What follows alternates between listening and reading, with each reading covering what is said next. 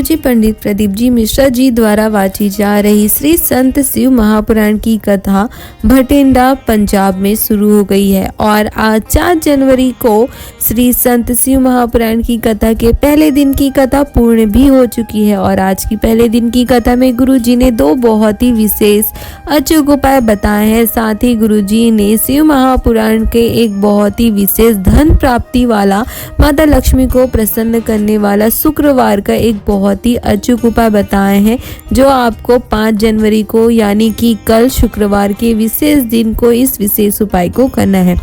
जिसकी जानकारी आपको आज की इस वीडियो में मिलने वाली है। अगर आप किसी भी कारण से आज की कथा नहीं सुन पाए होंगे तो आज के इस छोटे से वीडियो से आपको आज की संपूर्ण कथा की जानकारी मिल जाएगी। साथ ही आज के पहले दिन की कथा को रसवादन करने का पूर्ण उसका फल भी आपको प्राप्त हो जाएगा। तो कथा को शुरू करते हुए गुरुजी ने कहा कि जैसे सुदामा जब कृष्ण भगवान से मिलने गए थे, तब उन्होंने कृष्ण भगवान को जो भोजन खिलाया था, उस भोजन को पाते ही खाते ही कृष्ण भगवान समझ गए थे कि सुदामा के जीवन में क्या कष्ट चल रहे हैं, कौन सी तकलीफें आ रही है, जीवन में क्या मुश्किलें आ रहे हैं, क्या कौन से कष्ट उनके जीवन में चल रहे हैं। उसी प्रकार जब आप अपने घर से 1 लोटा जल शिव जी के मंदिर लेकर जाते हो और शिव जी पर उस जल को समर्पित करते हो, तो आपके उस जल के शिवलिंग को स्पर्श होते ही आपके बिना कुछ कहे ही शिव जी जान जाते हैं कि आपके जीवन में कौन सी तकलीफें आ रही है, आपके जीवन में क्या दुख है, कष्ट है। कथा में आगे गुरुजी ने कहा कि पतंग और इंसान जितनी ऊंचाई पर उड़ेगा, जितनी ऊंचाई पर पहुंचेगा, उसे काटने वालों की संख्या उतनी ही बढ़ती जाती है। गुरुजी ने कहा कि हमारे सनातन धर्म में एक दिन दिया भी हुआ है जब आप पतंग काट सकते हैं, और वो दिन है मकर संक्रांति का। पर पूरे वर्ष जो इंसान आगे बढ़ रहा है, या किसी का रिश्ता होने वाला है, या किसी की नौकरी लगने वाली है, या किसी का कोई शुभ कार्य होने वाला है, उनके बीच में अगर आप अड़ंगा डाल रहे हो तो आप उन्हें ऊंचाइयों पर जाने से रोक रहे हो। गुरुजी ने कहा कि शिव महापुराण की कथा वर्णन करती है कि आपको कभी भी किसी को भी ऊंचाइयों पर, किसी के अच्छे कार्यों पर कभी भी अड़ंगा नहीं डालना चाहिए। फिर यह निश्चित है कि महादेव आपको उससे भी अधिक ऊंचाई पर लेकर जाते हैं। कथा में आगे गुरुजी ने कहा कि किसी ने हमें प्रश्न किया था पंढरपुर की कथा में कि व्यक्ति चोरी क्यों करता है, तो इसका उत्तर देते हुए गुरुजी ने कहा कि अगर आपकी सैलरी 10,000 है और आपके पत्नी, आपके बच्चे उससे संतुष्ट है, तो फिर आपका जीवन सुखमय चलता है। पर अगर आप गलत स्त्री या गलत नारी के संपर्क में आ जाते हैं, या आप गलत लोगों के संगत में आ जाते हैं, तो आपके 10,000 भी आपको कम लगने लगते हैं, और अपनी कमियों को दूर करने के लिए इंसान चोरी जैसे दुष्कर्मों में लग जाता है। कथा में आगे गुरुजी ने बताया कि भटिंडा पंजाब से कई सारे फोन सीहोर कुबेरेश्वर धाम में आए थे कि गुरुजी क्या हमें कथा में आगे बैठने की जगह मिल सकती है। तो गुरुजी ने इस पर कहा कि आप आगे बैठो या पीछे बैठकर कथा आप श्रवण करो, ऐसे में आपको शिव की कृपा नहीं होने वाली है। जब आप पूरी श्रद्धा से, पूरे भाव से, शिव के होकर पूरे विश्वास से शिव महापुराण की कथा कहीं पर से भी बैठकर सुनते हैं, आगे बैठकर या पीछे बैठकर या कहीं पर भी बैठकर आप कथा का श्रवण कर रहे हैं, तो आपको भोलेनाथ की कृपा अवश्य प्राप्त होने वाली है, यह निश्चित है। शिव महापुराण की कथा कहती है कि भोलेनाथ कभी भी यह नहीं देखते हैं कि आप कहाँ पर बैठकर कथा सुन रहे हो, आप आगे बैठकर कथा सुन रहे हो या पीछे बैठकर। भोलेनाथ देखते हैं तो सिर्फ और सिर्फ आपके हृदय का भाव। कथा में आगे गुरुजी ने कहा कि शिव महापुराण की कथा वर्णन करती है कि 3 तरह से मरे हुए व्यक्ति को कभी भी मोक्ष नहीं मिलती है। पहला, पानी में डूबकर मरा हुआ, दूसरा है सर्प से डसा हुआ, और तीसरा है स्त्री के हाथ से या स्त्री के लिए मरा हुआ। इन तीनों तरीके से मरे हुए व्यक्ति को कभी भी मोक्ष की प्राप्ति नहीं होती है। कथा में आगे गुरुजी ने एक विशेष उपाय का शिव महापुराण के एक अचूक उपाय की जानकारी देते हुए बताए कि जिस नारी की, जिस माता की 20 साल हो गए, शादी को 10 साल हो गए, लेकिन अभी तक उनको संतान सुख की प्राप्ति नहीं हुए है, बहुत सारे डॉक्टरों को भी दिखा दिया लेकिन उसका फिर भी कोई भी फायदा नहीं हो रहा है, तो उसके लिए गुरुजी ने एक बहुत ही विशेष और नया उपाय बताए हैं। इस उपाय को करने के लिए गुरुजी ने कहा कि आपको रजस्वला धर्म के 7वें दिन पति पत्नी को सफेद आंकड़े का जड़ और लाल धागा लेकर शिव जी के मंदिर जाना है।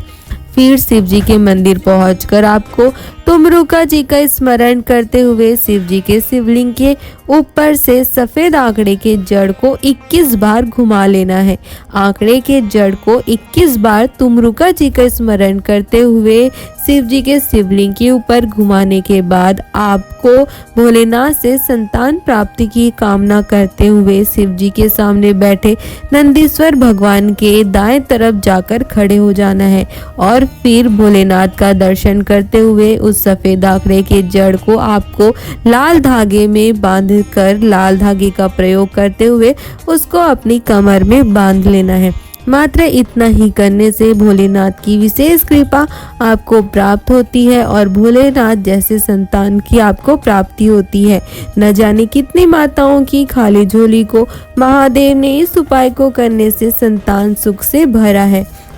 आप भी शिव जी पर पूर्ण विश्वास करके एक बार इस विशेष उपाय को अवश्य करके देखें। अब कथा के अंत में गुरु जी ने शुक्रवार को किए जाने वाला एक बहुत ही अचूक और विशेष धन प्राप्ति वाला, माता लक्ष्मी को प्रसन्न करने वाला उपाय अपनी पिछली कथाओं में बताए हैं, जो आपको कल 5 जनवरी 2024 को इस साल में पड़ रहे पहले शुक्रवार को महादेव के साथ साथ माता लक्ष्मी का भी आशीर्वाद प्राप्त करने के लिए धन प्राप्ति वाला, माता लक्ष्मी को प्रसन्न करने वाला यह विशेष अचूक उपाय करना है।